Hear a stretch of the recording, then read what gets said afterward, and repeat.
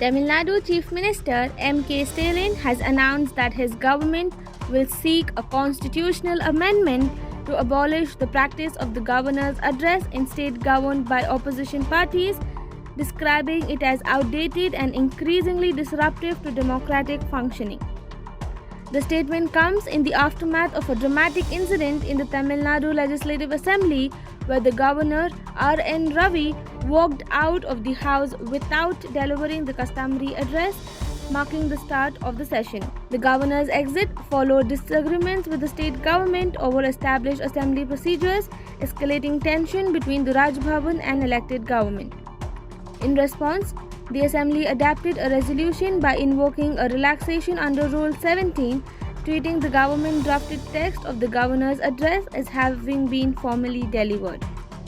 Chief Minister Stalin later stated that the episode highlighted the need for systematic reform. He said his government would demand a constitutional amendment to remove the mandatory Governor's address in all opposition-ruled states.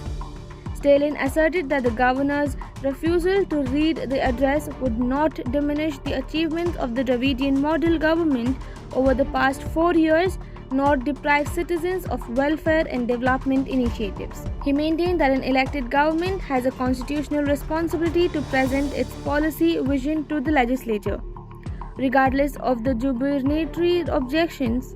Accusing the governor of causing avoidable disruptions, Stalin said such actions undermine democratic institutions, public welfare programs, and collective cooperative federalism. The Chief Minister also informed the Assembly that the DMK would take the lead in mobilizing like-minded political parties nationwide to build consensus for the proposed amendment, adding a new dimension to the ongoing debate on the role of governors and central state relations.